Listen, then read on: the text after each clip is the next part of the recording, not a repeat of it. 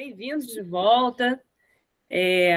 Depois desse vídeo lindo, né, que a Rita compartilhou conosco, a gente vai dar início a esse segundo turno de falas com a apresentação dos trabalhos do eixo temático Racismo e Segregação, sob a coordenação da professora Rita Mendonça, com um trabalho intitulado Notas sobre o Racismo Moderno, o corpo fascínio, a erosão do grande outro e o supremacismo do universal.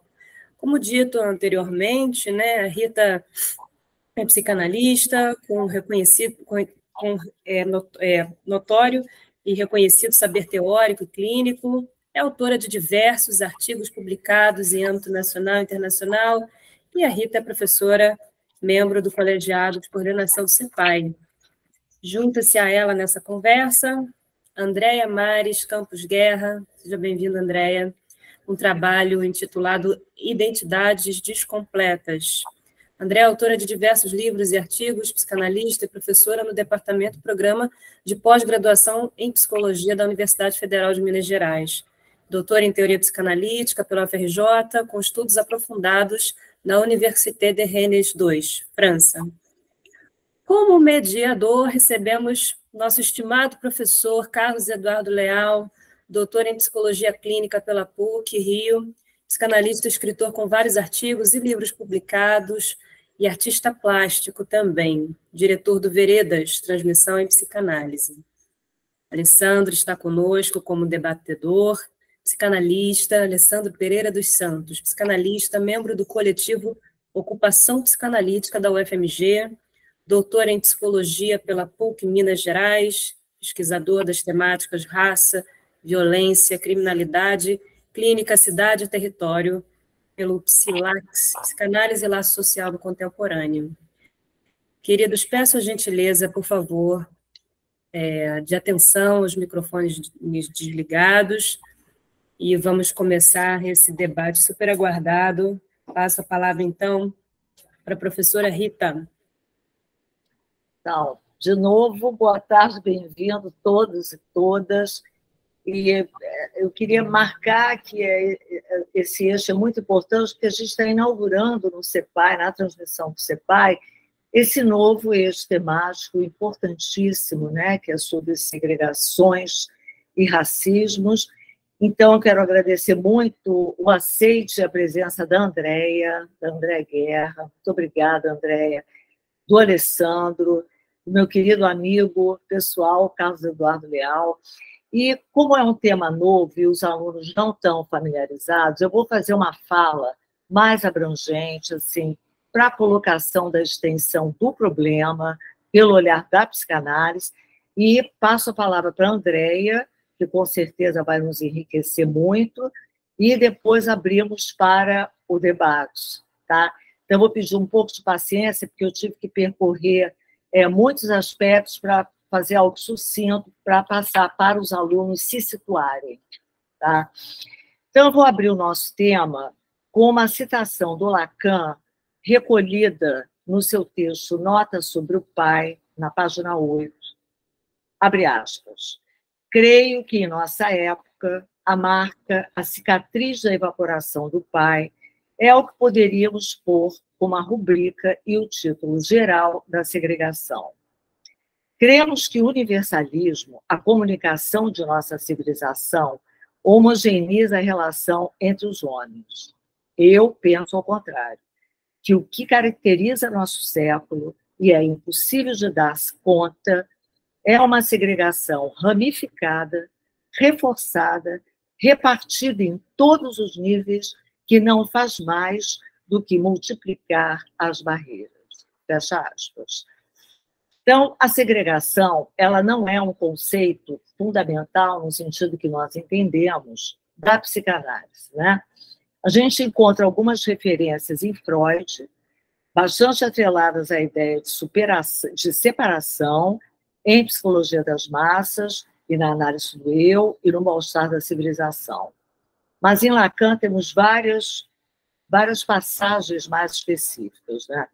Então, vamos começar pela origem etimológica da segregação, que vem do latim segregatio omnes, não sei se falei certo, com a ideia de agregar a um rebanho. Em geral, esse termo é bastante usado como uma conotação política, né, de separar ou marginalizar uma pessoa, um grupo, por razões sociais, políticas, culturais ou raciais, né? Mas a gente vai ver que o Lacan trata desse tema com uma complexidade bem maior do que essa questão do ato de isolar ou separar. Então, na concepção do Lacan, a segregação ela não é apenas o efeito de um discurso, tá? Mas ela é um efeito de discurso na sua conotação de estrutura. Quer dizer, para Lacan, a segregação tem um viés estrutural e está sempre presente no princípio dos discursos que estruturam os laços humanos, todos eles, né? E todas as organizações sociais se sustentam e se constituem nessa segregação fundamental. É preciso, então, que a gente possa distinguir, essa é a ideia da minha fala aqui, a segregação fundamental e estrutural das práticas da segregação.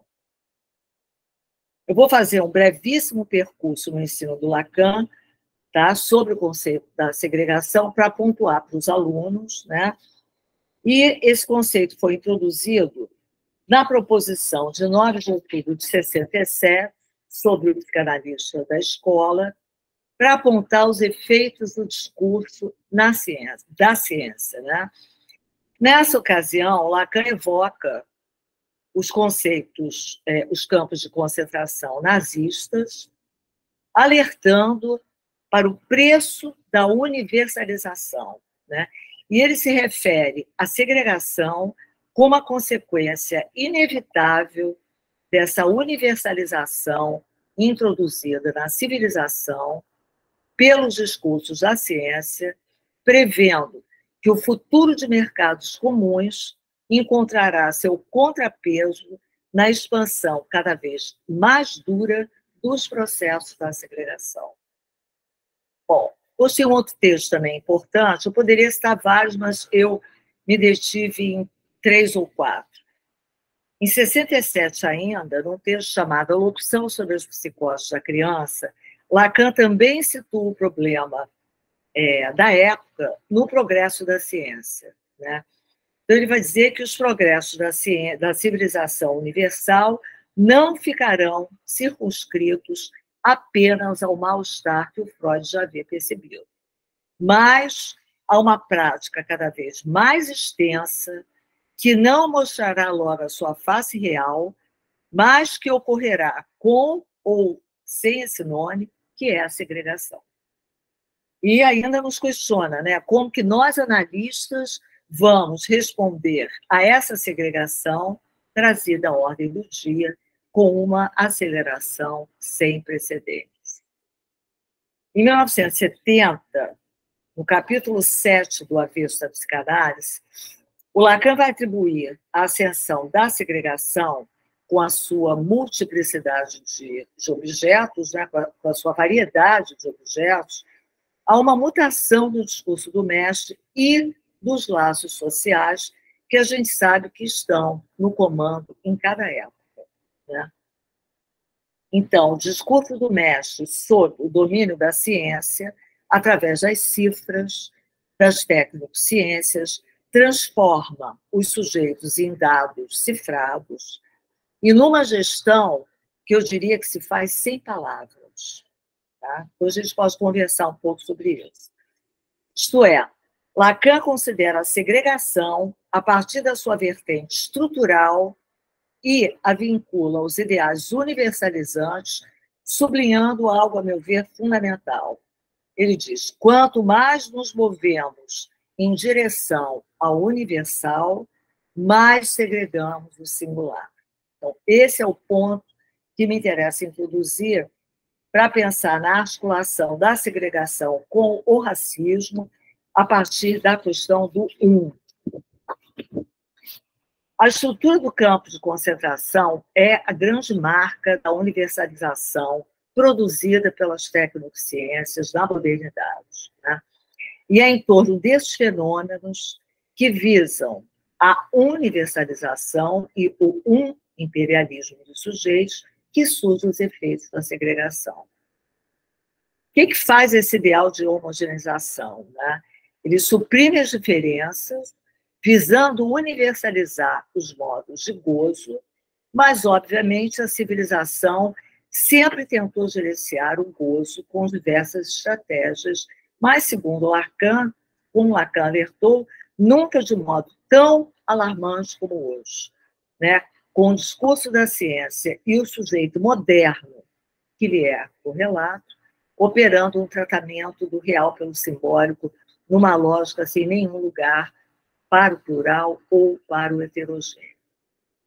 Então, a estratégia das práticas da segregação retira, né, os segregados do espaço comum da convivência e os agrupa de um modo específico, que também permite excluir a diferença entre eles. Bem, mais adiante, nos anos 71 e 72, que é o seminário onde eu realmente me baseei mais, que é o PIR, seminário 19, o Lacan diverte para o futuro da segregação e do racismo, apontando que os avanços democráticos não nos protegeriam da barbárie por vir. E a questão do racismo é um pouco deslocada da supremacia e do colonialismo, e ele vai ancorar mais as suas raízes no horror e no fascínio que o gozo, encarnado em outra raça, pode causar. Por esse viés, eu penso que Lacan passa do registro do negro para o registro do opaco. Né?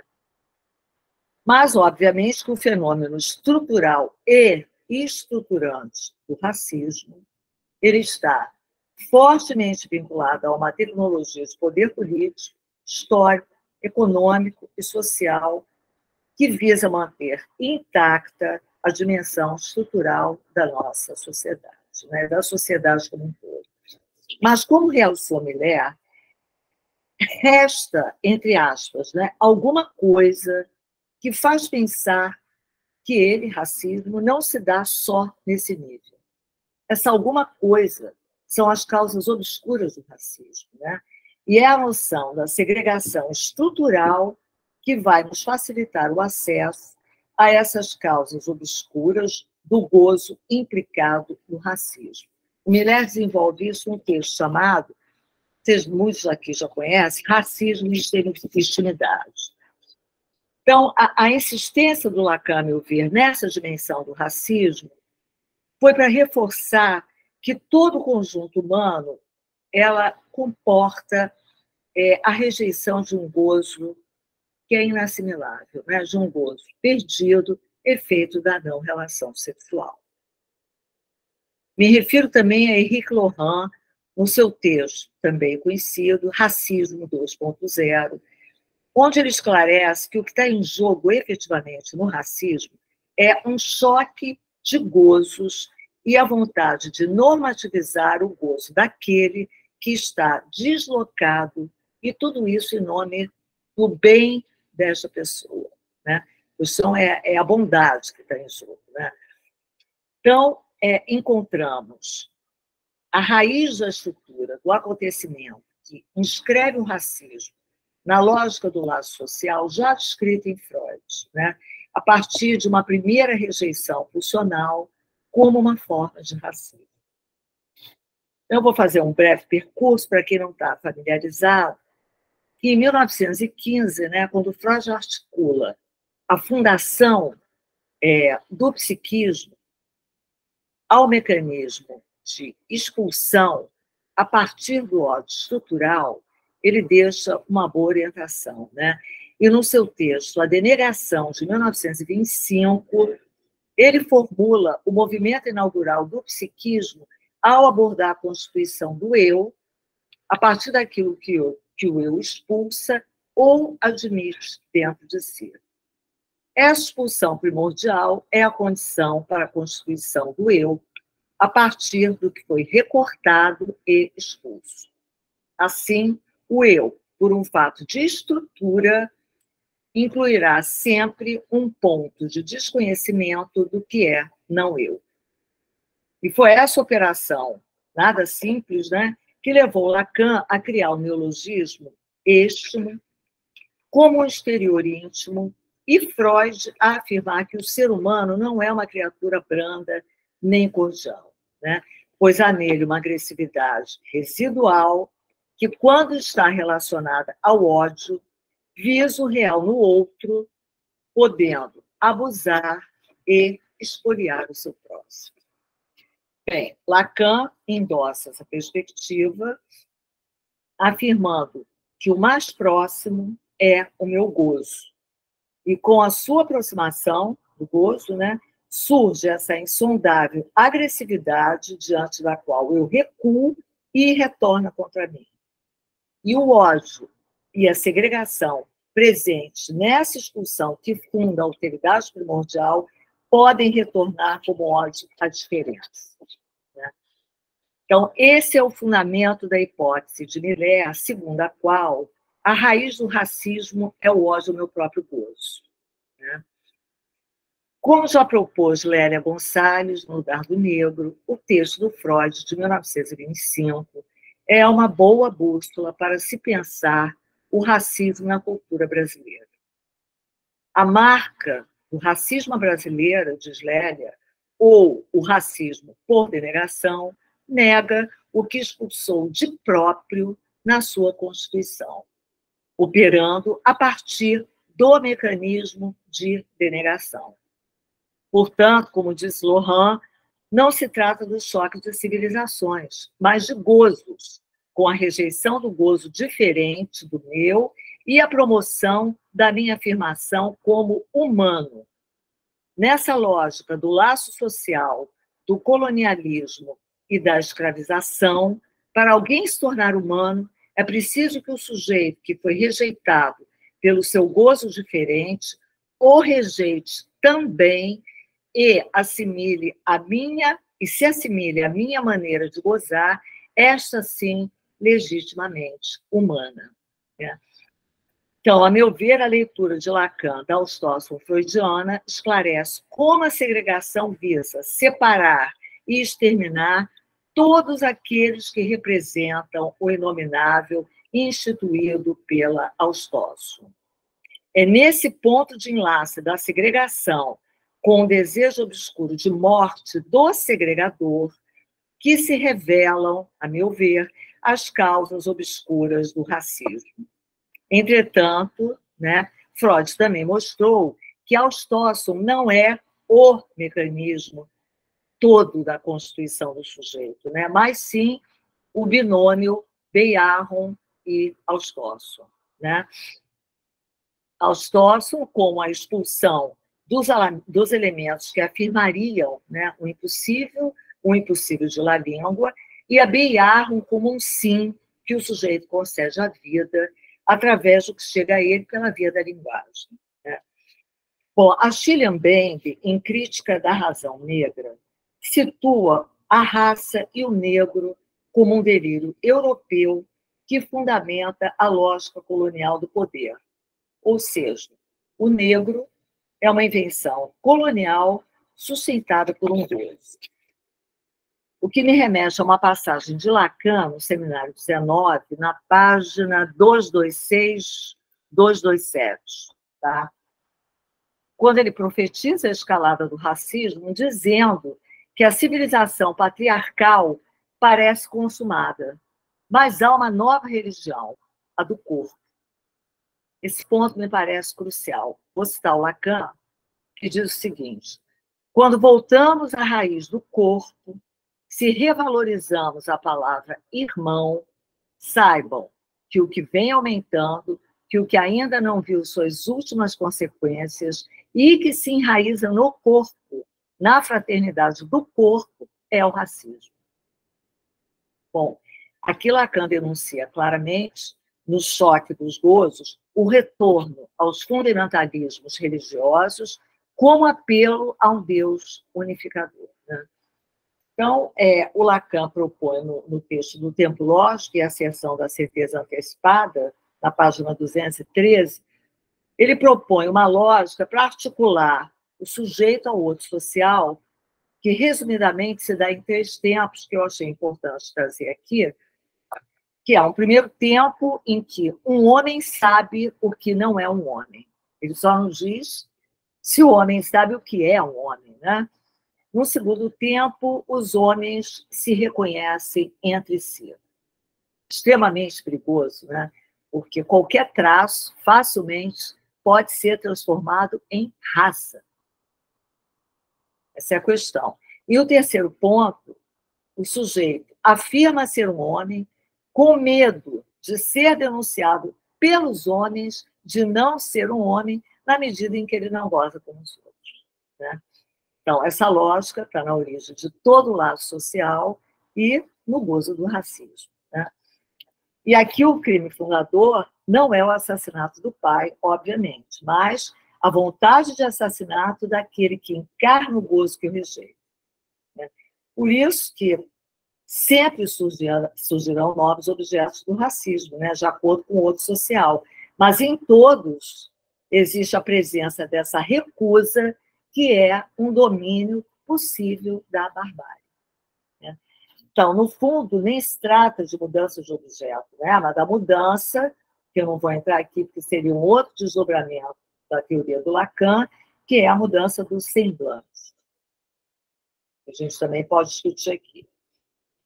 E eu acho que encontrei nisso uma ilustração também no Achille Mbembe, na Crítica da Razão Negra, na página 264, quando ele comenta, ao mencionar a criação do nome negro enquanto um significante, sempre associado a uma forma de coisificação e degradação e vinculado à morte e ao assassinato. O que conversa com Lacan ao afirmar que não é preciso a ideologia da raça, pois, para que se constitua um racismo, basta um mais de gozar que se reconheça como tal, um gozar diferente, né? Portanto, não é possível localizar o racismo apenas na cor da pele, pois trata-se da pura pulsão de morte. Bom, paradoxo insolúvel, como postula Miller, é o fato que o outro está em mim em posição de hostilidade. Logo, a raiz do racismo é o ódio ao meu próprio gozo. É preciso, então, circunscrever esse objeto do ódio, né, que é o germe do racismo e das segregações ramificadas, como propôs Lacan ao analista na nota italiana. Circunscrevendo a causa do seu próprio. E se sabendo um dejeto, ou seja, fazendo algo com o inumano que nunca entrará no laço, com aquilo que em cada um de nós não é coletivizado. Bem, como mostrou Freud, o eu não é uma entidade plena, e isso vai se enraizar no corpo, né? Logo, toda a representação do mundo dos nossos corpos é sempre incompleta, pois a linguagem não dá conta de dizer todo o corpo vivo. É preciso, então, atravessar o que eu chamo da ficção desse corpo passivo. Lacan ensinou, no Seminário 18, que o corpo é um buraco que o falante tenta preencher com uma crença. Mas esse corpo que o sujeito declara seu é, na realidade, um corpo estranho, o núcleo de um real que quer gozar, né? Nessa ficção, a cor da pele é filtrada pela fantasia, como formulou Frantz Fanon, né, em Pele Negra e Máscaras Brancas. E a segregação é justamente do que se trata sob o nome de racismo. Essa é a forma do racismo moderno, né? O ódio da maneira singular como o outro goza, seja qual for. Ou, como esclarece Mbembe, o racismo, acho muito interessante isso que o Mbembe fala, o racismo é a identificação do homem não com aquilo que o torna igual aos outros, mas com aquilo que o distingue deles, e tudo que não é idêntico a mim é anormal. Nesse registro, da universalização do gozo, a nomeação europeia funda o lugar do negro, que passa a existir como aquele que não é um homem. Então, a razão negra, expressão do Mbembe, se constrói aí, odiando, praticando o alterocídio e constituindo o outro como algo ameaçador que precisa ser destruído. No final da contracapa do seminário 19, o PIR, o Millet se refere ao que vem sendo tratado ao longo do seminário, né? Mas ele bota ali um resumo bem sucinto. Ele se refere à radicalidade do individualismo contemporâneo. O que é um indivíduo? Né? É o sujeito pleno, indivisível, que evita a sua divisão subjetiva, produzindo certeza. Né? E nesse seminário, Lacan identifica na escalada do né, e na queda do pai, o surgimento desse indivíduo, mas do lado do particular, né, isso é importante, e não do singular. Quer dizer, para esclarecer aqui, a queda do pai não se refere ao pai imaginário, tá? Mas a uma função de produzir uma exceção que seja uma referência universal. E esse indivíduo, ao negar o inconsciente, ele promove uma radicalização que faz ascender o comunitarismo da segregação, também em nome da bondade. Né? E o que Lacan observou nos anos 70 é que essa função universal do pai está se desfazendo. Né? E para supri-lo, o ganha primazia, passando para o pai, que nomeia e singulariza. Ou seja, cada um começa a criar a sua própria relação com o singular, suas invenções, podendo construir a sua própria versão do pai, ou a sua perversão, como diz Lacan, com as suas referências próprias do desejo do Deus. A meu ver, esse é um ponto fundamental para se pensar os efeitos da segregação e do racismo, mencionados por Lacan em 72. Né? Esse indivíduo que se autonomeia e que se agrupa por um nome comum num conjunto homogêneo, embora a gente saiba que é o heterogêneo que produz um laço social novo e singular. Né? Eu acho que essa questão do individualismo é até uma interpretação pretensiosa para a autonomia do sujeito, né? Porque é uma ilusão do eu, basicamente, e a gente sabe que não há autonomia sem o outro, né? Com O maiúsculo. Né?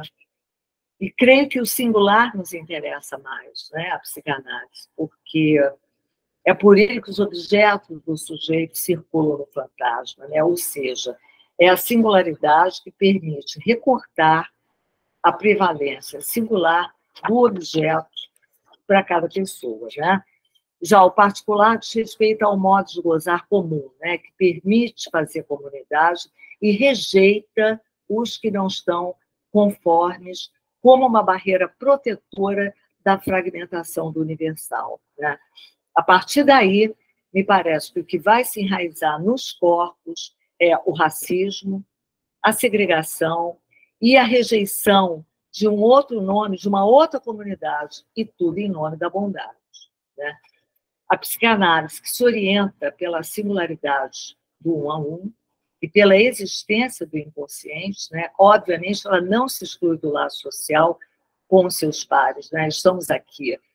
Mas ela sabe, na verdade, que todos, né, no interior dos seus conjuntos, são heterogêneos. Né?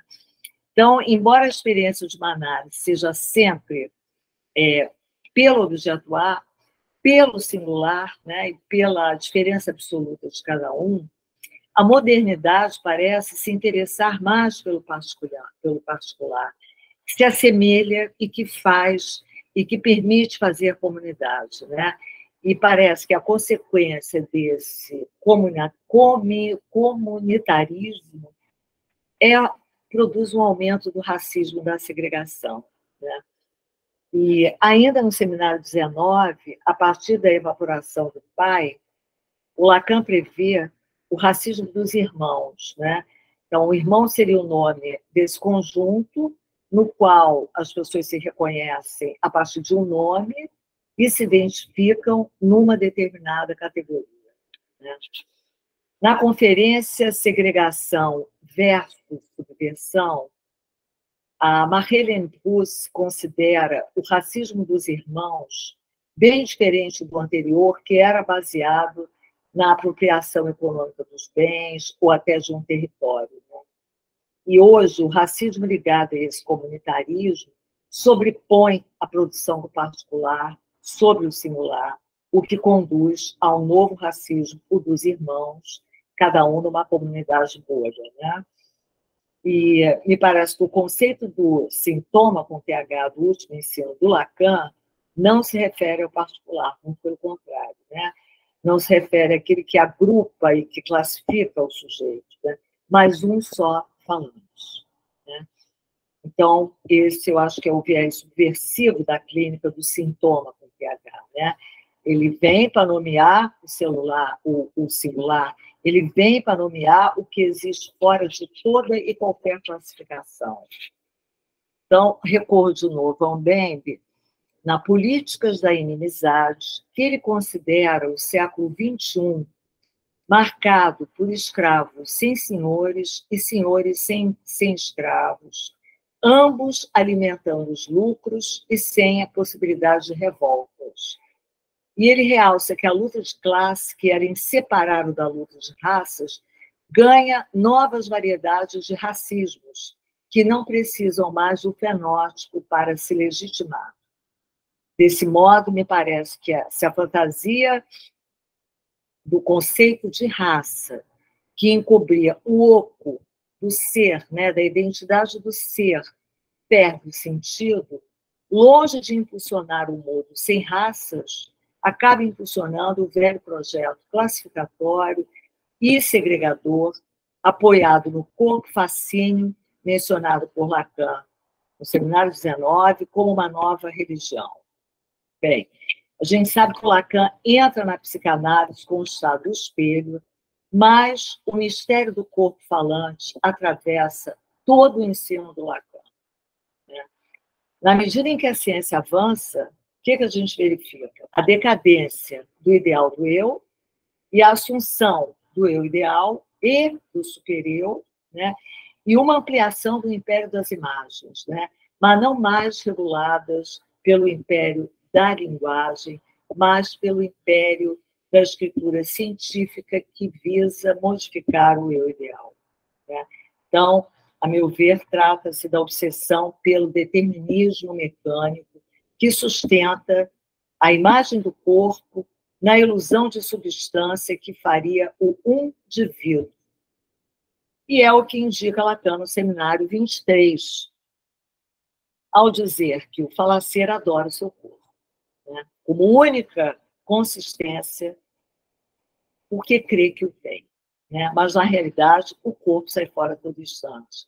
Pensamos que somos substâncias, mas somos apenas pequenos furos criados pelos significantes. Esse, segundo Lacan, é o primeiro engano do imaginário, crer que somos substância. E hoje assistimos a um processo complexo de unificação com o significante mestre do universal do homem no comando, num mundo aparentemente sem fronteiras do capitalismo, porque, na verdade, pelo monopólio do capital, essas fronteiras caem, né?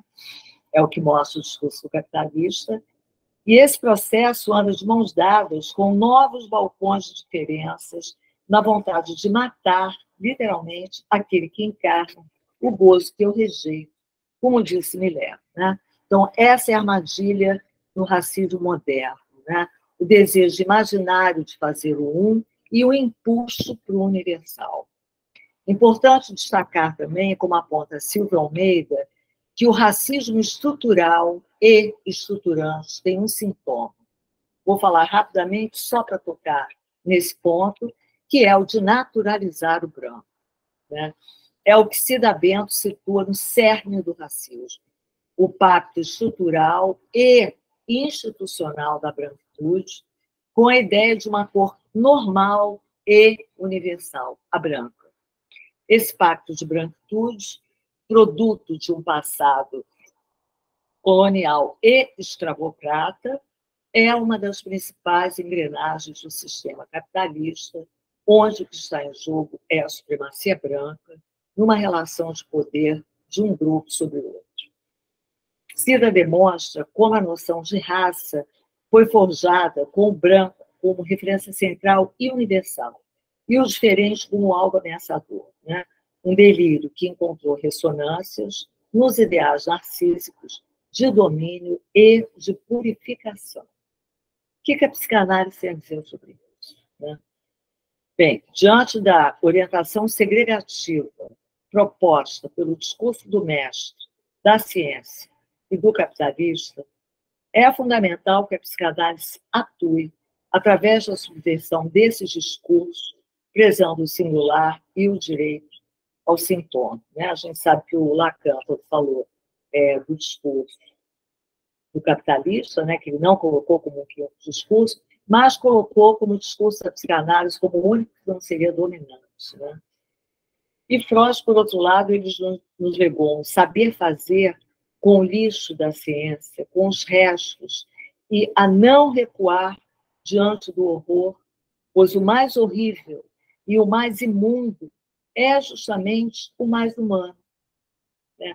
Mas esse mundo, quando não está articulado ao discurso da ciência e ao do capitalismo, ele pode escrever uma outra política sob a regência de parâmetros que leva ao pior.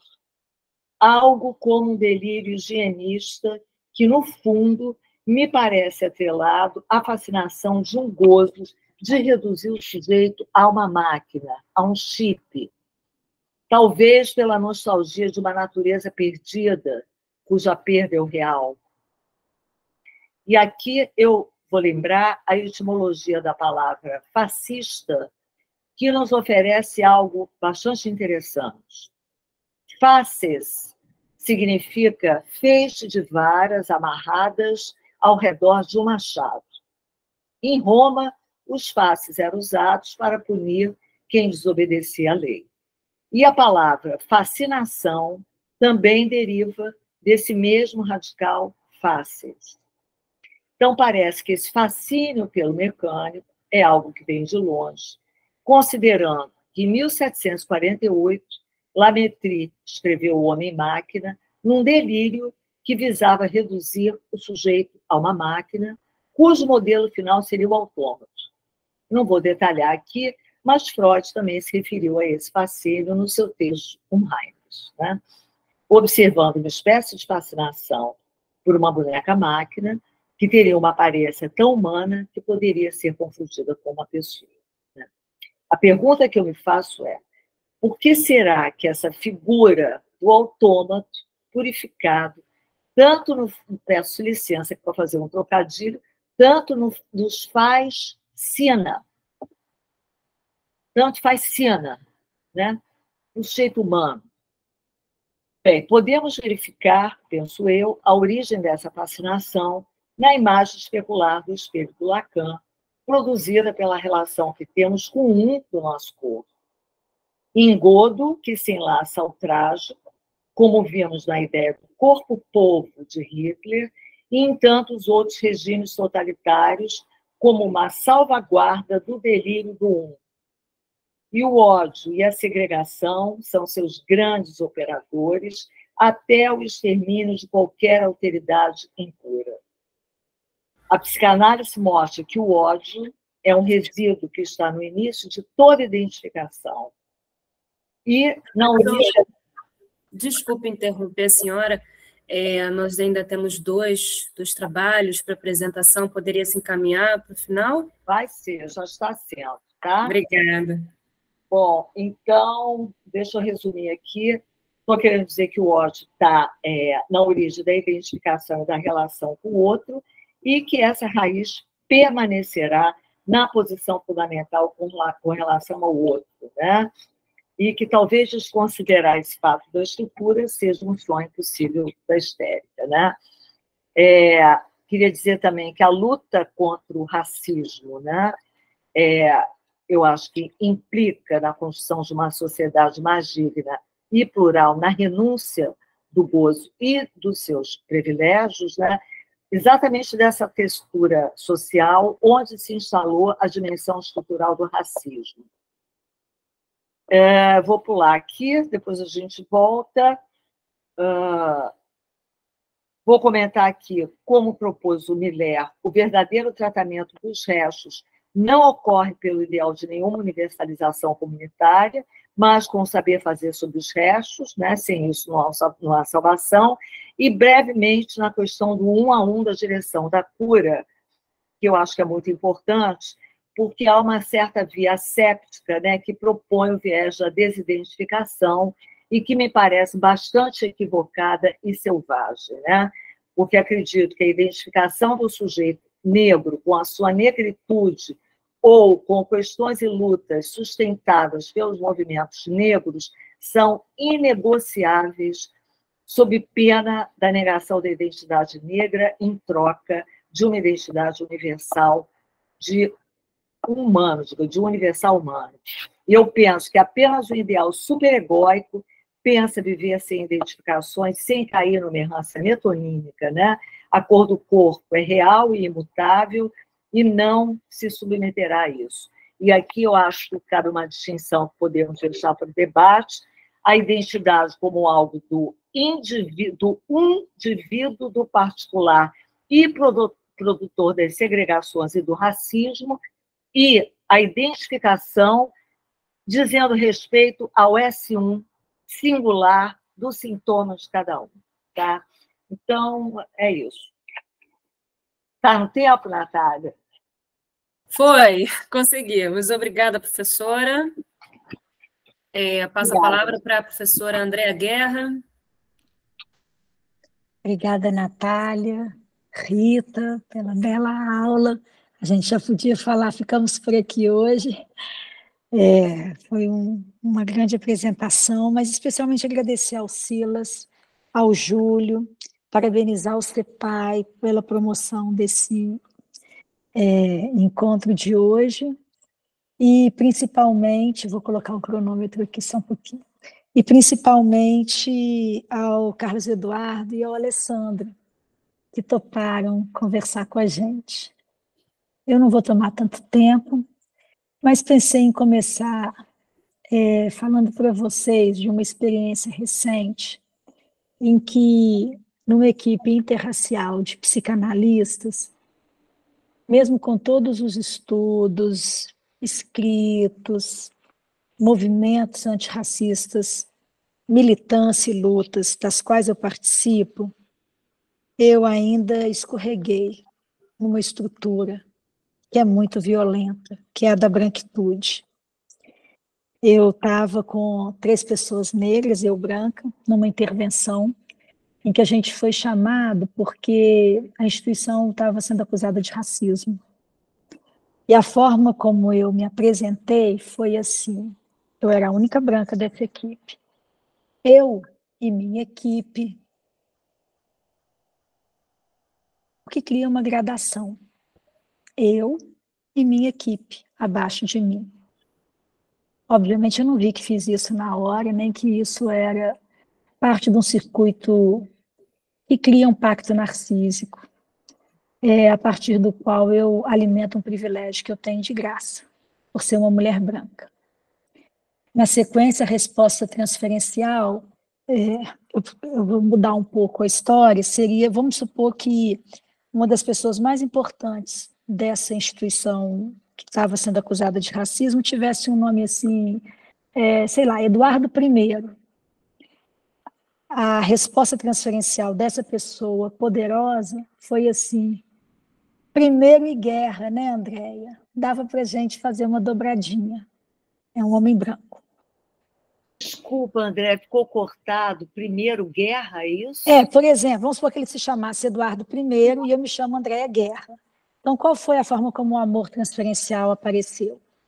Vamos fazer um casal branco e mandar nessa coisa toda. Então, ele falou tipo assim, olha, a gente juntos faz, tipo assim, né? Olha, foi um xiste, Primeira Guerra, como se fosse algo assim. E eu só pude escutar o que eu tinha feito. Claro que eu escutei isso e estranhei. Ele estava fazendo um casamento comigo, por quê? Mas eu só pude escutar o que eu tinha provocado quando a gente fazia reuniões com uma pessoa de fora, também uma mulher negra, e que era da equipe e que não ia nos encontros e que falou, e junto com a equipe, construiu essa reprodução da branquitude.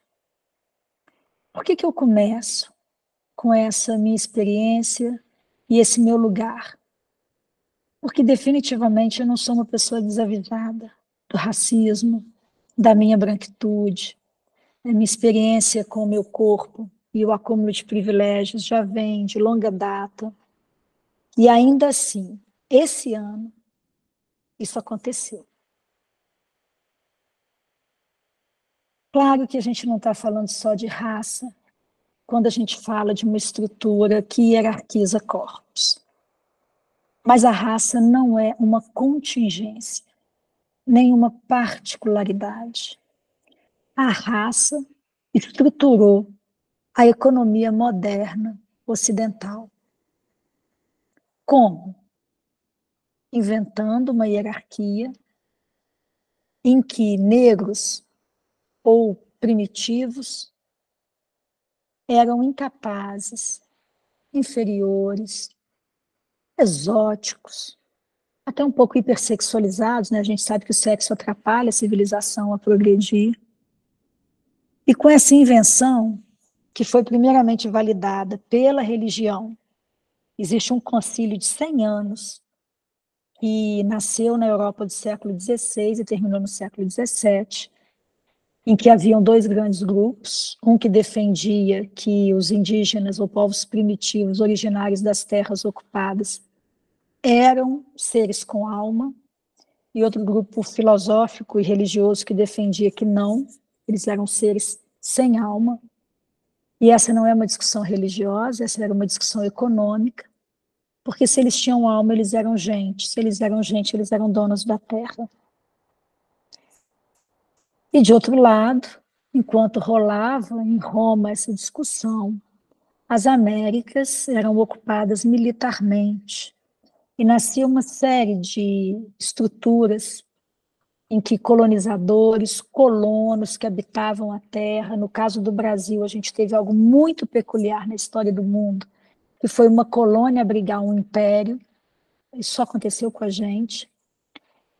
A gente tinha o exército aqui, que também não era uma estrutura organizada, era uma estrutura que tinha capitães do mato, que tinha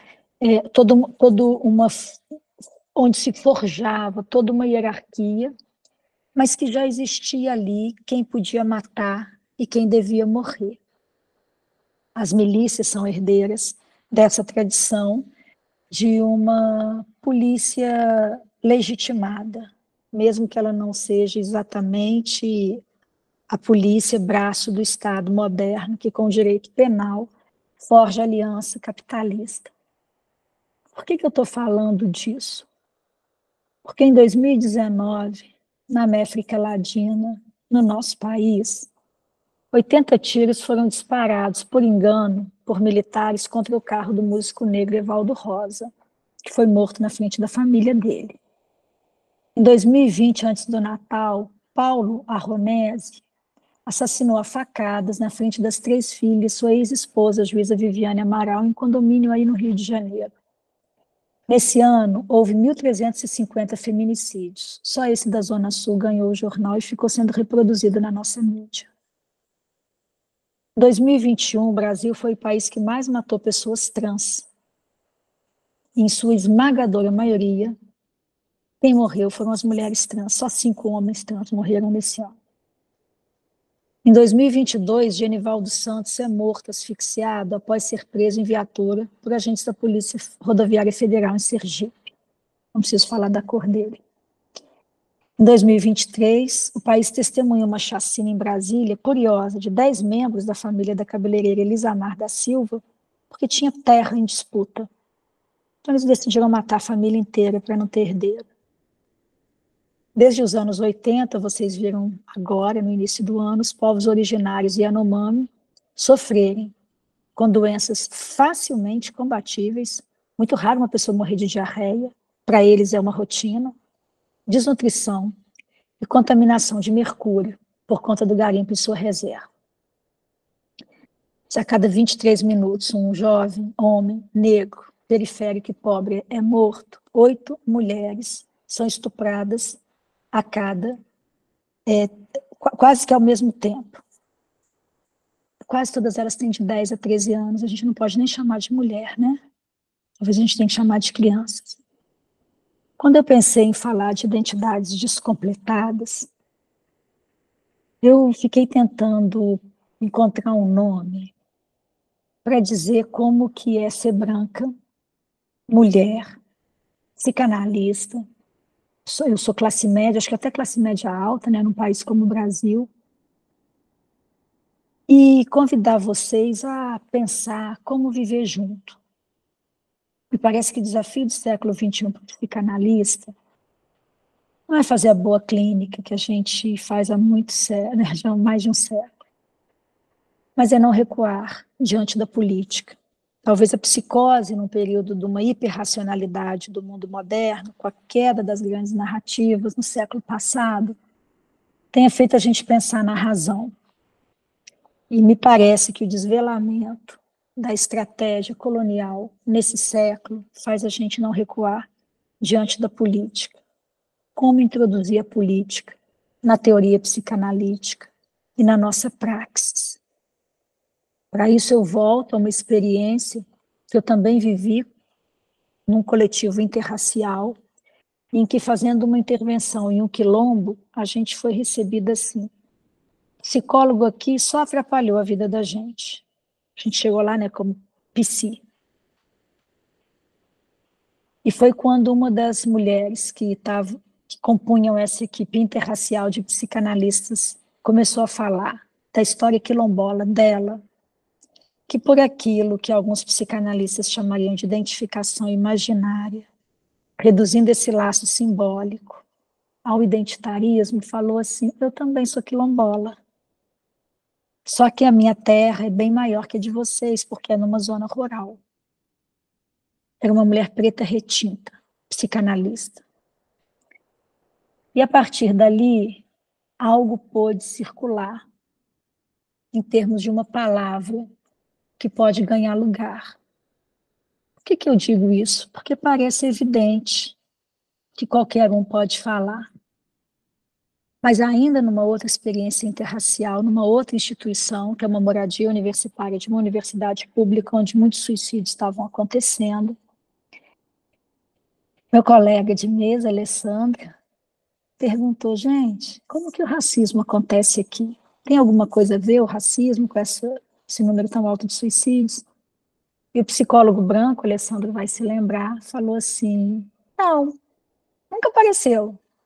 Talvez, deixa eu pensar aqui. Alguém já falou de racismo? Acho que não. E a assistente social negra falou assim: na minha porta eu tenho fila todo dia com alguém me contando de um episódio de racismo que sofreu dentro dessa universidade pública. Um corpo branco pode sim impedir uma palavra de circular, mesmo que esse corpo branco não se identifique na sua brancura com o sistema de privilégios que é a branquitude. Então eu estou tentando trazer com esse relato e 3 teses bem singelas que eu vou apresentar agora, que não é evidente que a teoria psicanalítica e que a nossa prática clínica tenha suportado raça, classe e gênero no seu interior. Muito pelo contrário, essa pauta que finalmente, depois de muito tempo de atraso histórico que a gente tem no campo psicanalítico, pôde ganhar lugar. Quer dizer que a gente tem um novo século para pensar em como não recuar diante da política. Porque, se o Lacan diz, né, eu não digo o inconsciente é a política, mas a política, não digo o inconsciente é a política, mas a política é o inconsciente, ele nos dá uma dica e uma orientação para a gente tentar entender qual é a cor, o gênero e a classe que afeta a experiência inconsciente. É claro que a gente tem grandes precursoras, mulheres pretas no Brasil, como Neuza Santos, Isildinha Nogueira, Virgínia Bicudo. Temos mulheres jovens, né? Cristiane Ribeiro, aí no Rio, a Geisa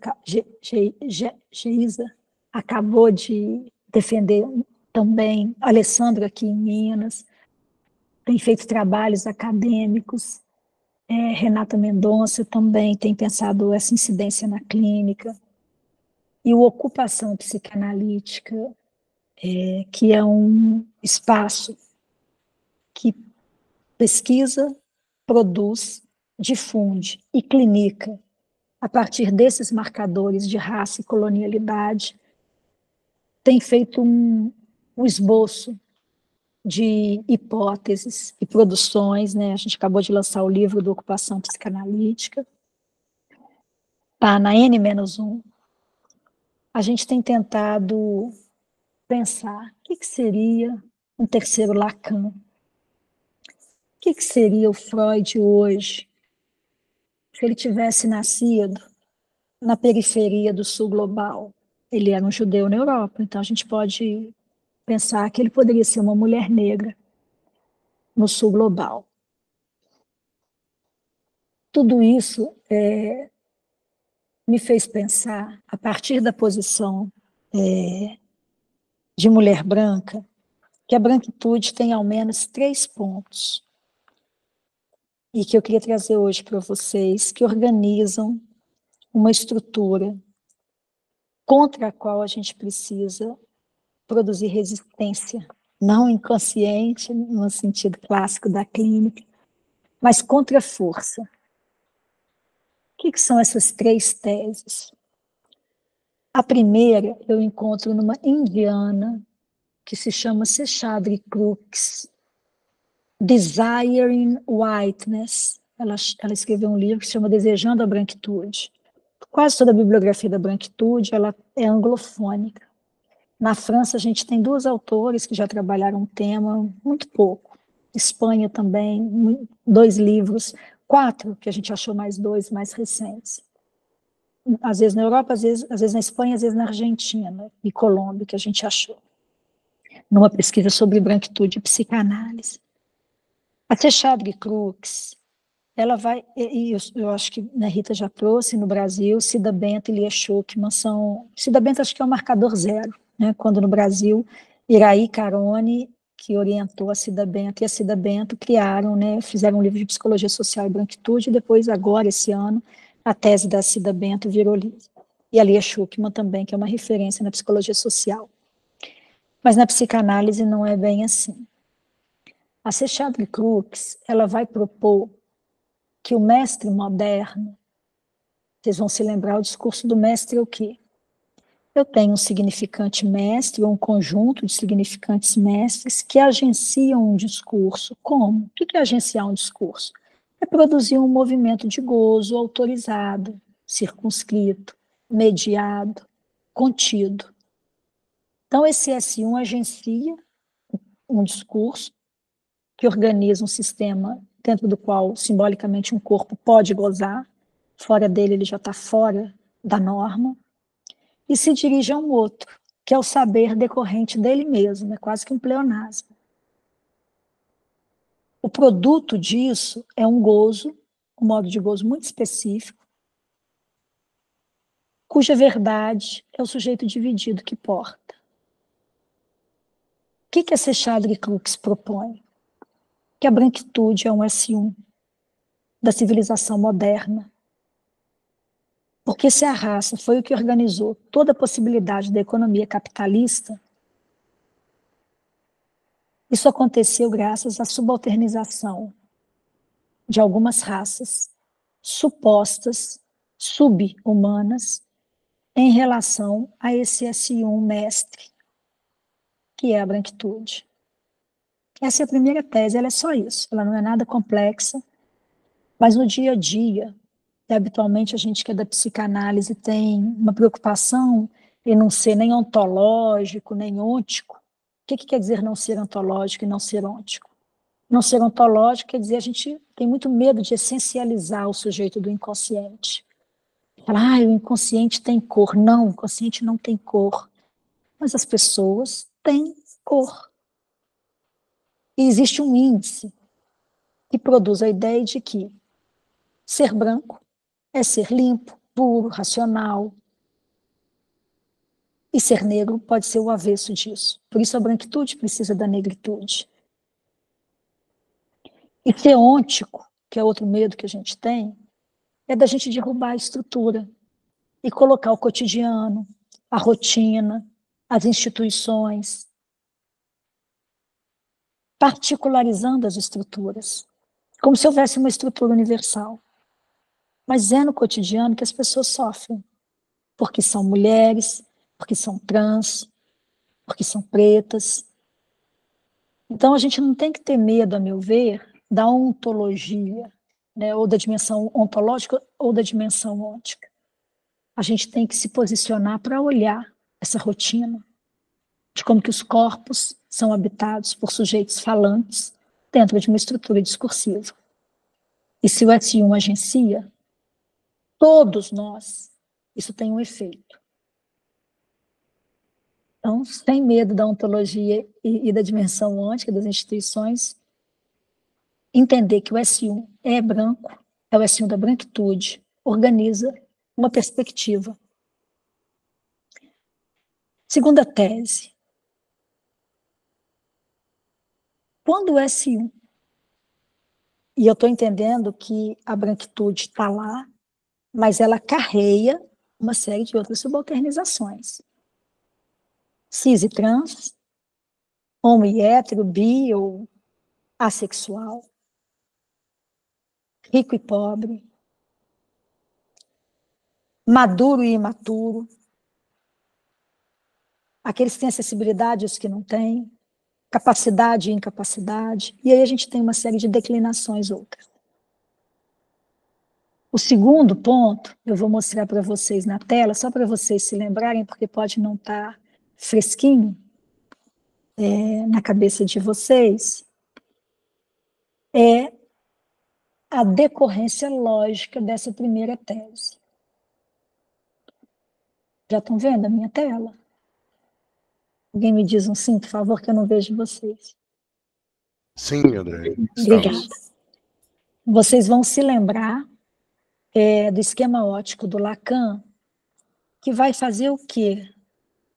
Mostrar, meu cursor está aqui do lado esquerdo, eu acho que vocês estão vendo, que vai mostrar como que os objetos das pulsões parciais, sem olhar, fezes e voz, desorganizados num corpo pulsional, que é o nosso, né? A gente goza com a boca, goza com o ânus, goza com a palavra, goza com o olhar. Esses objetos dispersos, aqui tem, nesse olhinho aqui está o sujeito dividido do inconsciente, eles vão se mirar num espelho. Essa é a segunda tese que eu gostaria de propor a vocês, no nosso terceiro Lacan. Eles vão se mirar nesse espelho para conseguirem se ver do lado direito como uma imagem virtual, organizadinha, um corpo que deveria ser branco, magro, jovem, bombado, inteligente, racional, emancipado. A minha hipótese é de que esse espelho plano, onde o sujeito dividido encontra os ideais que organizam, izinho de azinho, o ponto desde onde isão de azão, eu acabei de falar do eu ideal, estou falando agora do ideal do eu, esse espelho, sustentado pelo S1 da branquitude, é também um espelho branco que forja elementos que permitem a cada um de nós criar um eu a partir de um arcabouço simbólico, isão de azão do ideal do eu, que desenvolve essas características. Quais características? Que se desejam universais e se impuseram, seja pela docilização religiosa, ideológica, científica, seja pela força bruta, militarismo, milícia, Estado, polícia, se impuseram como universais. Ninguém aceitou isso de boca calada. Não à toa tiveram que tampar a boca da escrava Anastácia, que vocês devem conhecer do livro da Grada Quilomba. Não tinha planejado mostrar, mas depois eu mostro para vocês. A boca dessa mulher é fechada por uma máscara, a escrava Anastácia, porque ela falava e resistia. Os quilombos resistiam. A vida inteira teve resistência, desde que há poder, há resistência política, que eu estou falando nesse ponto. Mas o que eu quero dizer é que essas forças criaram um ideal de eu do homem ocidental. Patriarcal, burguês, branco, cis heteronormativo. E a gente se mediu a partir dele até o século XXI. As vozes dissonantes, elas eram esmagadas. Não é à toa que a gente está republicando Lélia, republicando Neuza, publicando a tese da Isildinha só agora, a tese da Cida Bento só agora, no Brasil, para dar um exemplo. Porque a América Latina, o continente africano, o sul global está nesse movimento. Até o norte global está nesse movimento. Então a gente acreditou nesses semblantes forjados como ideais e introjetou no nível do ideal do eu essa ideia, sejamos brancos ou pretos, de que ser branco é ser emancipado, racional, livre, belo, ético. E isso é massacrante, porque é o super-eu que governa o eu a partir desses ideais. Quem nasceu branco não sabe do que eu estou falando, nem eu sei porque eu também sou branca, mas eu escuto na minha clínica, nos cursos e nos espaços de ocupação, as pessoas dizendo, a minha analista falou para mim, a minha primeira analista, obviamente essa pessoa não está mais lá, que era para eu perder essa mania de perseguição. De que toda loja comercial que eu entro, segurança está atrás de mim só porque eu sou preta. Existiam analistas que falavam isso. E eu escutei isso tem 3 anos. 2, 3. Num curso que o Ocupação Psicanalítica ministrou. Então isso não tem muito tempo. O ideal de eu branco, quando ele ganha essas insígnias, ele força o corpo, porque o super-eu exige gozo a partir desse ideal de eu. Pergunto a vocês, qual paciente branco que vocês têm que já se angustiou por ser branco? Por que não tem angústia aí? Porque o seu ideal de eu branco está colado com essa oferta societária. Não tem angústia, não tem sujeito dividido. Terceira tese, para já fechar e caminhar para o encerramento, é a ideia de que quando vacila esse S1 que organiza o discurso e esse ideal de eu da branquitude, a gente começa a ter divisões subjetivas, no mais íntimo e particular de cada um de nós. Nessa hora, já estou finalizando, ainda tem mais 5 minutos, nessa hora, a gente começa a encontrar o pior da gente. Por quê?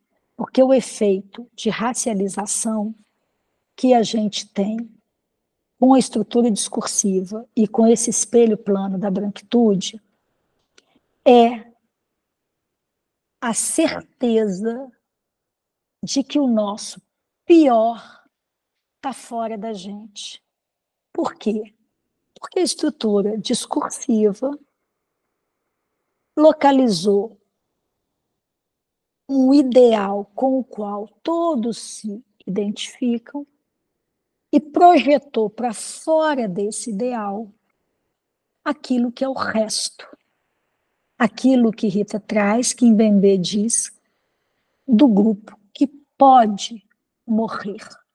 Porque a necropolítica, articulada pelo estado de exceção, pelo estado suicidário e pelo estado assassino, como governança ou soberania declinada da ideia de racismo de Estado do Foucault é aquela que define quem, veja o que eu vou falar, deve morrer. Aquilo que no quadro de guerra Butler vai chamar dos corpos não passíveis de luto. E que as mães de maio, nas praças, estão reclamando. As mulheres negras nas favelas, em luta, estão reclamando, que são os corpos dos seus filhos. A cilada que o Mbembe explica bem em Devir Negro, a crítica da razão negra, é a ideia do dever negro no mundo. Quando você subhumaniza o seu semelhante, você está se subhumanizando. Quando você diz há um que não é humano, como Fanon chamou com a sua teoria da zona do não ser, você criou o não humano. E o não humano, passível de ser eliminado, é você também. Então, o dever negro no mundo implica um terceiro tempo dessa lógica em que no primeiro a gente escravizou, no segundo a resistência denunciou, e no terceiro todo mundo se viu no mesmo leito de morte, digamos assim. Qualquer um de nós pode morrer que não faz diferença no mundo. Outro vem substituir a gente. Todo mundo hoje vive, não é falta de lugar no mercado profissional. É a certeza de que se morrer não faz diferença nenhuma no mundo. Isso não é um apelo não narcísico, isso é uma constatação política do efeito da escravização sobre a nossa subjetividade contemporânea. Unheimlich, se esse pior nos habita, a direção que o psicanalista nos ensinou, né, Freud e Lacan, a seguir é a de a gente se responsabilizar por isso. Você goza fora da caixa, então cuida do teu gozo. Não joga ele para fora. Se responsabiliza. Porque se o discurso vai dizer o inimigo do Estado é este, e no Brasil é o jovem negro preto periférico, isso não te salvaguarda. Você vai continuar com o teu Unheimlich te atormentando, mesmo que você projete ele nesse corpo negro. E para finalizar, eu acho que é aí, então, finalmente, que um psicanalista no nosso século XXI precisa se ocupar do seu lugar. Porque mesmo não desejando, ele pode ser uma porta fechada, um soco no estômago, ou ele pode ser minimamente um ponto de abertura a esse embaraço que é viver junto. Obrigada, gente. Uau, hein? Texto da Rita, texto da Andréia. Gente, por favor, vamos disponibilizar.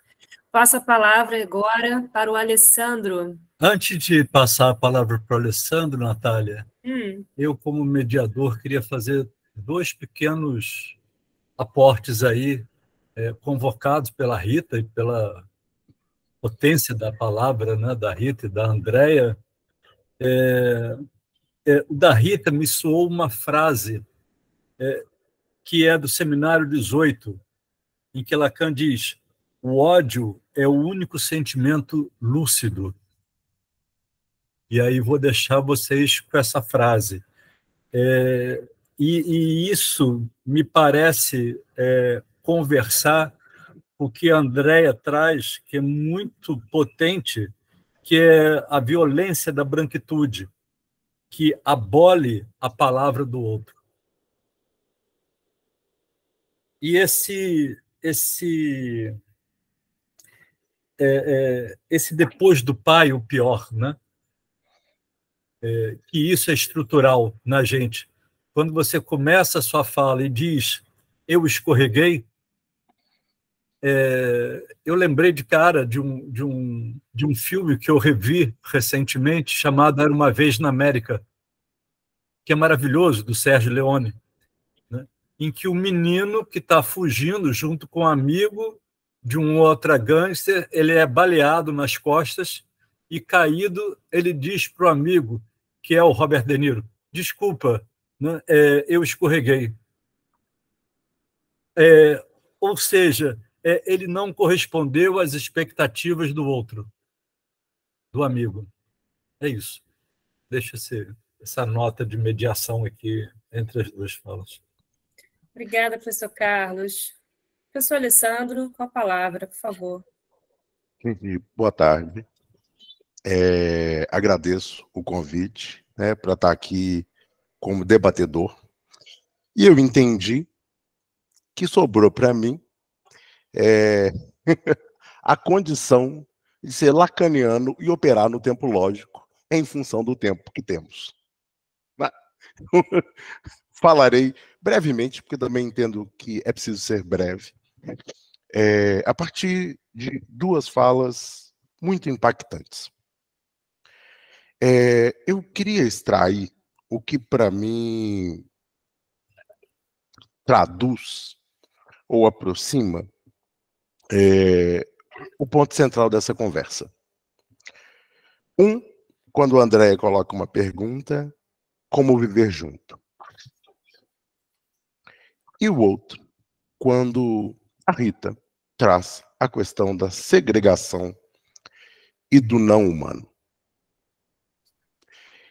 Escutando vocês, e eu preciso ser breve, me veio dois brancos na cabeça. Os dois tomados como um ideal. O primeiro branco que me veio à cabeça, Vinícius de Moraes, que disse que o samba é branco na poesia e negro no coração. O poetinha. O outro, João Gilberto, para alguns, o que conseguiu reler o samba e reinventou o samba na Zona Sul, escreve algo que, quando a Rita falava, me ocorreu. E eu vou ao João Gilberto, que ele diz assim, porque, para mim, traduz o racismo apresentado por Rita e Andréa. Me refiro à seguinte composição. Para que discutir com a madame? Lerei rapidamente. Madame diz que a raça não melhora, que a vida piora por causa do samba. Madame diz que o samba tem pecado, que o samba, coitado, devia acabar. Madame diz que o samba tem cachaça, mistura de raça, mistura de cor. Madame diz que o samba é democrata, é música barata, sem nenhum valor. Vamos acabar com o samba. Madame não gosta que ninguém sambe. Vive dizendo que o samba é vexame. Para que discutir com madame? No carnaval, vem também com gorro. Meu bloco vai cair, vai cantar ópera, e na avenida, entre 1000 apertos, vocês vão ver gente cantando concerto. Madame tem um parafuso a menos. Só fala veneno. Meu Deus, que horror. O samba brasileiro democrata, o samba na batata é que tem valor. Madame só fala veneno. Extraio da madame que só fala veneno um ponto que, para mim, Rita nos ilustra e nos brinda. Ao dizer que a segregação tem efeito de discurso. E me parece algo extremamente importante, porque ela aponta para uma direção. A segregação é efeito de discurso. E ela aponta para uma direção. O laço. Rita, permita-me introduzir uma outra categoria que eu acho que traz uma complexidade para a realidade brasileira. O Lacan vai dizer que todos somos segregados na linguagem.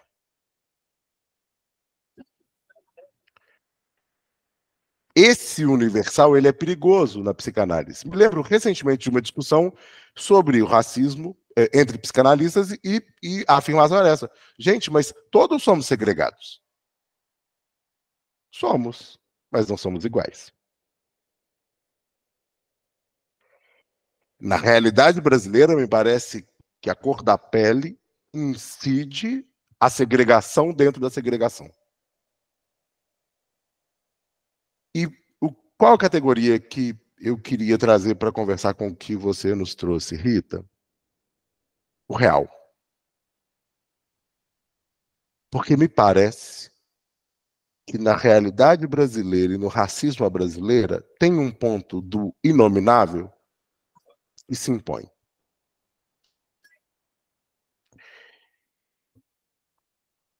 E que a madame representa. Mas não só a madame. Porque está em nós. Tem alguma coisa que opera de um outro modo?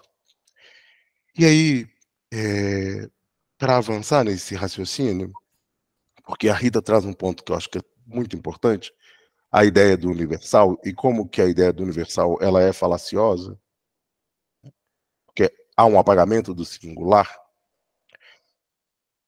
E a Rita, ao retomar o Lacan, me fez pensar algo assim, né? Parece que o Lacan já nos advertia que caminhamos para o pior.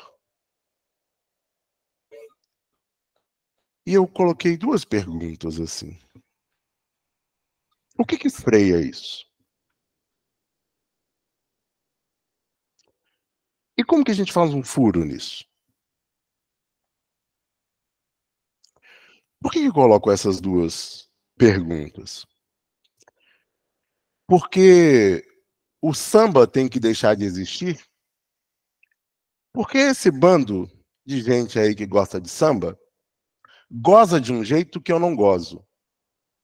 Então é preciso interditar o gozo desses que lançam mão do samba. Inclusive, dizendo que o samba é branco na poesia. Então, há um privilégio em relação à poesia. Só alguns podem, outros não. Então, é sobre o gozo e é sobre a regulação do gozo. Porque me parece que esse é o ponto que na transmissão da Rita fica muito evidente. É sobre o gozo.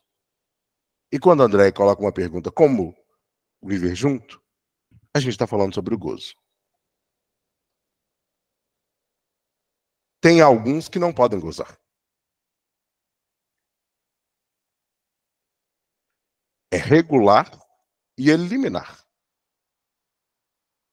Então, como que a gente faz furo? Essa semana, numa discussão sobre psicanálise e direito, numa discussão sobre psicanálise e segregação, um procurador da República apresentando um caso sobre vítimas de violência do Estado que demandam reparação. E ele apresenta um caso específico de um jovem preto, periférico, que vai à justiça para dizer, eu preciso de reparação. E a forma com que o juiz conduz as perguntas, fica muito evidente o racismo estrutural. E na discussão, uma colega vira e fala assim, o direito é branco. E uma das pessoas que estava na mesa disse, não basta dizer que o direito é branco. Isso não faz furo no discurso do mestre contemporâneo. E aí eu tomei a liberdade de tomar a palavra e citei duas experiências que eu tive, profissionais, com jovens em aglomerados urbanos, aqui em Minas. Então, se a Rita nos adverte que é sobre o gozo, para alguns, e a Rita traz um ponto que eu acho que é importante, quando ela vai falando do sintoma com TH, né?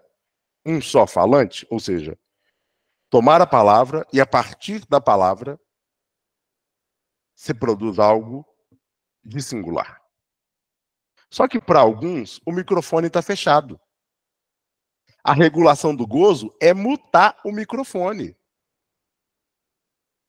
Então, como que a gente faz furo? Porque aqui estamos, né, numa discussão ótima, orientados pela psicanálise, mas, então, basta dizer que o sujeito tome a palavra. Nós, psicanalistas, olha, a importância da palavra do sujeito. Basta. Com o racismo não basta. Com o racismo não basta. Porque se ele é estrutural, o microfone está fechado, está mutado. E nós não vamos escutar, mesmo com o nosso desejo, nós não vamos escutar, porque o microfone está mutado. O mestre mutou o microfone.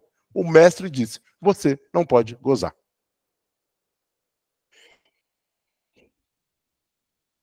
E era sobre a violência policial a discussão.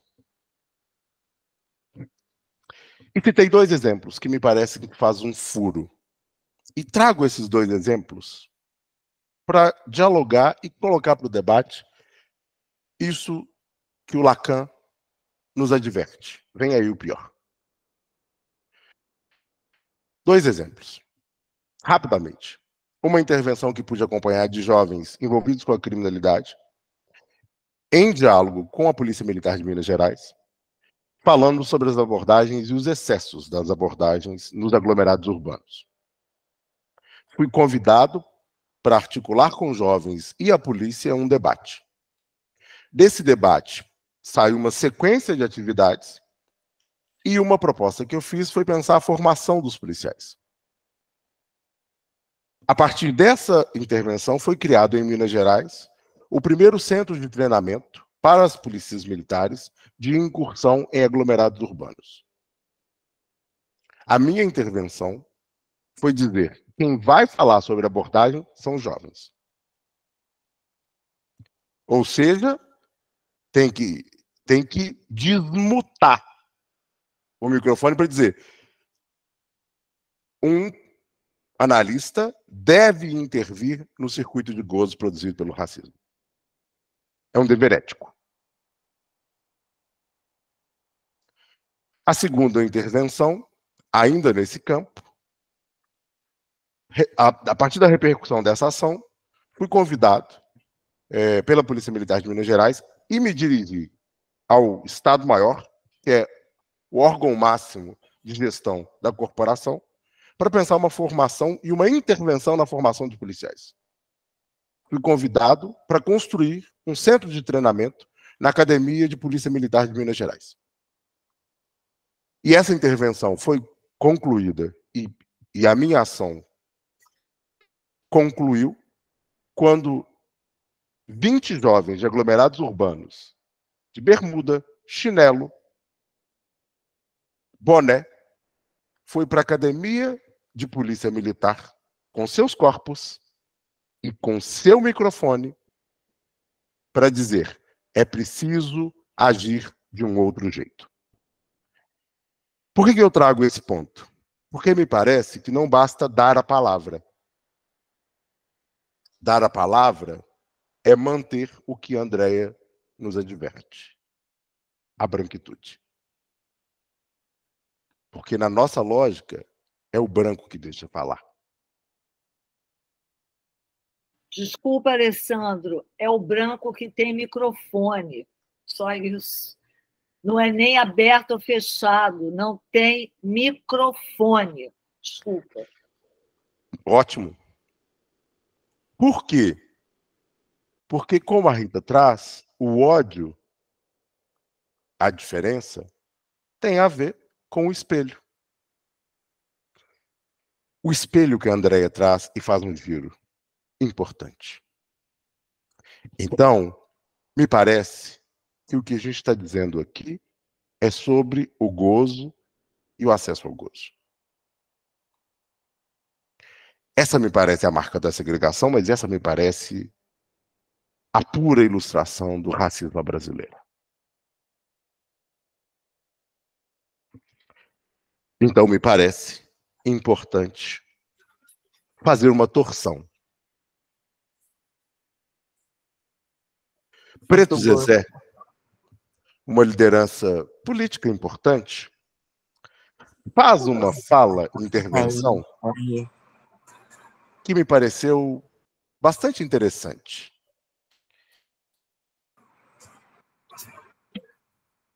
Alessandro? Olha, meu microfone mutou. Graça é ao vivo. Para ilustrar, assim, como que opera? Assim. Toma, eu dou o meu. Vai lá. É Muito assim bom. que opera.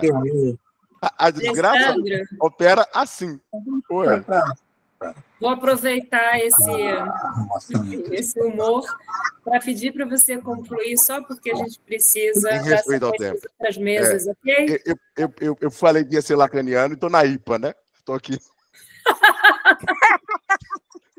Não, tá você pai. Por mim, Não, tá você pai. Volta, com o microfone aberto. só para Deixa eu dizer também concluir. uma coisinha para você, que não é nem estrutural, é estruturante. E aí é que está também um miolinho. Mas vamos lá. O racismo. Então, deixe-me concluir.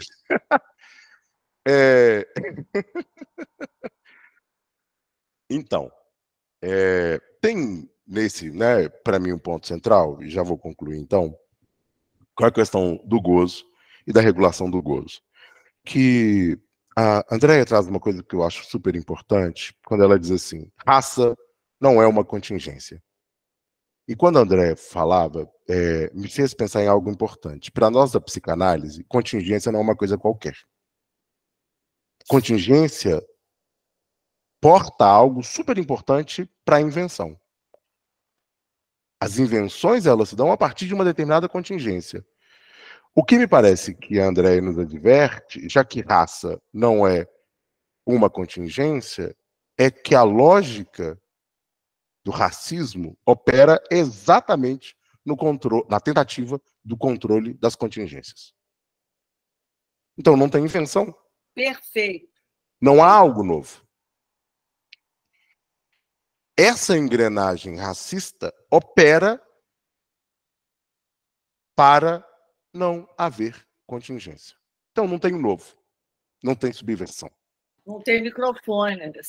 Sim, aí muta mesmo. Estou na fábrica. Muito bom. Excelente. E aí, gente, para concluir, que a Andréia traz 3 teses que eu acho super importante e assim escuto. A branquitude como um marcador na organização social,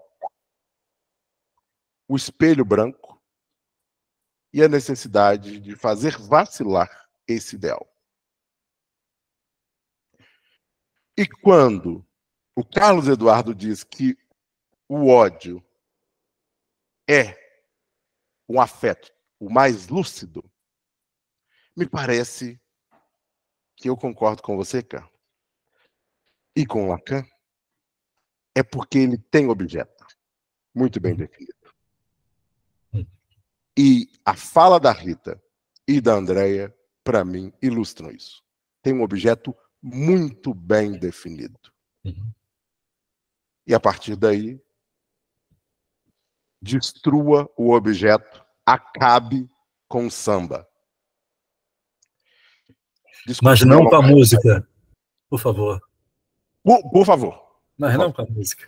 E nem com os poetas. E nem com os poetas. Gente, eu queria agradecer muitíssimo. Uma coisinha aqui, Rita, antes de terminar, porque, né, assim, vontade de ficar conversando sobre isso a tarde inteira. Né? Quando você estava falando, Rita, eu lembrei, né, sobre a questão da fraternidade, né, que gera segregação. Né? Então, é um tema, quando a Andréia fala na proposta de um terceiro Lacan, eu acho que ela, né, e aí essa mesa avança na psicanálise mesmo, né, leva a psicanálise às subjetividades, né, da nossa época, né, é o que Lacan fala.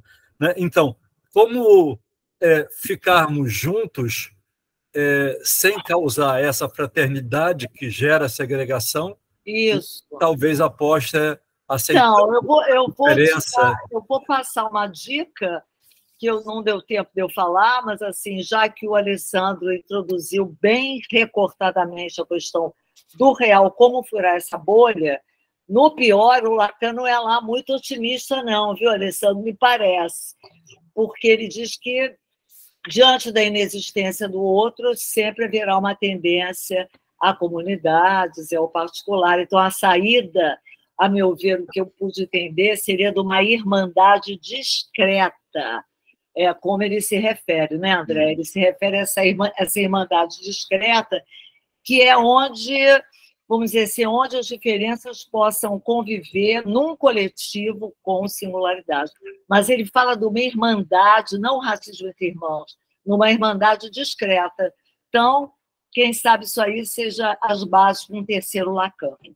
E se é ineliminável o gozo, como o Alessandro coloca, a gente aprendeu com a Beatriz Nascimento que a única brecha do império que a gente conseguiu inventar foi o quilombo. O Quilombo dos Palmares durou 100 anos fora do regime do império, dentro do território brasileiro. Então, talvez toda fraternidade gere segregação, nos indique que não é esse o caminho, né, de uma suposta fraternidade ou igualdade, mas como a Revolução do Haiti mostrou muito mais que a Revolução Francesa, né, com seus 3 ideais inalcançáveis, é que existe uma diferença que luta, o ódio continua lá, né, ao mesmo, né, se a gente for pensar pela via do gozo, mas a gente opera com isto. E aí a posição é como perspectivar esse olhar. Porque senão clínica. É o sonho da histérica, né, de querer eliminar esse ódio, que não vai eliminar. Então, e a gente também não vai deixar de estar junto, não existe fora do eliminar mundo. O S1. Oi? Ou querer eliminar o S1, né? Gente, olha, adorei. Vamos repetir isso em outras doses e vezes. Sempre. Muito obrigada, André. Obrigadíssima, Alessandro. Vocês esclareceram muitas coisas. Muito obrigada mesmo, tá? Tem gente levantando a mão, mas a gente já entrou na outra mesa, então já era. Obrigado, podem escrever, Alessandro, gente. Escrevam. A gente pode combinar. Desculpa, Oi, André. Eu ia sugerir que vocês escrevam para a comissão manda para os e-mails da gente, ou compartilha e-mail, para a gente conversar de outra forma. Bom trabalho para a próxima mesa. Eu gostaria, tá? Vamos lá. Obrigada. Bom trabalho. Obrigada a todos. Excepcional. Tem uma pergunta, Obrigada, uma questão para concluir. Carlos, Alessandro. Oi, Silas. O Ronald fez uma questão para concluir. Todos da mesa seguinte já estão presentes. Vamos ver se dá tempo de só responder essa questão que o Ronald colocou no chat, por favor. Então, qual que é? Rita e Andréia. Excelentes falas. Como as instituições psicanalíticas podem contribuir para que não apenas possamos discutir com tanta excelência sobre o racismo, mas viabilizar a presença de corpos do devir negro nas escolas de psicanálise? A raça também está relacionada ao estabelecimento e afirmação do poder, sendo, acima de tudo, uma realidade especular e uma força pulsional. É por isso que o conteúdo recalcado volta brutalmente à superfície? Fiquei lembrando do livro Brutalidade, do Mambembe. Vou falar rapidinho, passo para o André. Realmente é espantoso, né? Até me dei conta que até pouco tempo a Virginia Bicudo, que foi a primeira psicanalista brasileira negra, não era nem sada, né? É uma coisa estarrecedora mesmo. Assim, a proposta do Lacan é um conjunto dos que não fazem conjunto, né? Agora, vamos ver se as escolas conseguem estar à altura, que nunca estão, né? Se os analistas conseguem estar à altura da psicanálise. Eu acho que a gente tem que batalhar muito por aí, né? Acho que a psicanálise é maior do que isso, e a escola é uma aposta, né? Então, André, passo para você para a gente encerrar. 2 minutos também, é Brutalismo, o livro, né, Ronald? Ponto 1. Como a psicanálise pode viabilizar isso fazendo o que a gente fez? Essa mesa ia ter só gente branca. Né? Vamos combinar, o Alessandro está aqui. Eu acho que se ele não fala, a gente não escuta, porque a gente não sabe falar o que a experiência dele tem para nos transmitir. Então, lugar de saber e lugar de poder, né, é também lugar de fala, não no sentido, não vou entrar nessa discussão do lugar de fala, mas é também, né, a possibilidade dessa diversidade estar atuando em lugares de poder. Eu acho que isso, se é estrutural, é aí que a gente tem que mexer. E 2, Ronald, eu tenho uma tese de que, da sua segunda pergunta, por isso que o conteúdo recalcado volta brutalmente à superfície, eu tenho uma tese, vai sair no livro agora, Ubuntu, a gente está fazendo um colóquio, dias 13, 14 e 15 de novembro aqui em BH, com um coletivo do Sul Global, Malásia, tem gente do México, tem gente da África do Sul. Eu tenho uma hipótese que não é da ordem do recalque. Eu recuperei a noção da cripta do Abraham e da Torok, e eu tenho a impressão de que há uma intensidade pulsional não representada por conta da migração linguística forçada que os povos originários e africanos viveram quando constituíram a língua portuguesa, tal qual está no latim pó do Galindo, e a gente encriptou uma intensidade de uma experiência traumática avassaladora que não consegue se traduzir. Então, toda vez que você esbarra nessa intensidade, você tem essa explosão pulsional, intensa, e aí, sim, a direção clínica tem sido produzir novos nomes para tratar essa matéria bruta pulsional. Vai sair no livro, mas acho que é uma ideia que está em pesquisa, digamos assim. Então, outra coisa que eu queria falar para o Alessandro, confirmando a fala da Andréia, é porque ele fala a partir do seu corpo, né? Porque a gente sabe que para alguém ter um corpo, né, algo tem que ser extraído, e isso é enraizado no corpo. Então, o lugar não é o lugar de fala, né? Essa coisa tão chata de ser repetida, mas você fala a partir das raízes do teu corpo, né? Então, tem uma legitimidade mesmo. E 30 segundos, eu sei que já entramos, mas eu vou entrar também. Precisamos concluir. Já entramos na outra mesa, mas eu vou entrar aqui com 2 pontos que me parecem importantes. Recentemente, numa discussão, a gente voltou naquele fragmento do Lacan, em que ele está de férias na praia com sua família, e ele com a família de pescadores, e ele fica muito irritado quando uma criança, filho do pescador, diz que eles estavam refletindo sobre a lata, e o Lacan fica puto porque o menino ri dele e diz: a lata não está te vendo. E o Lacan fica extremamente irritado com o menino que diz: a lata não está te vendo.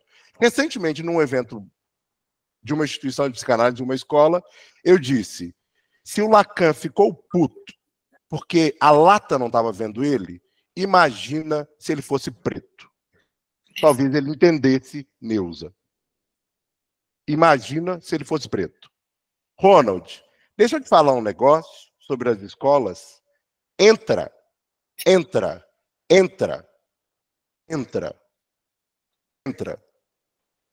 Muito bom. Um jeito muito tosco e chulo. O Vianinho, o Duvaldo Viana Filho, dizia que o teatro não tinha que descer até o povo, tinha que subir até o povo. Talvez a psicanálise possa fazer a mesma coisa. Né? É isso aí. Muito bom, excepcional.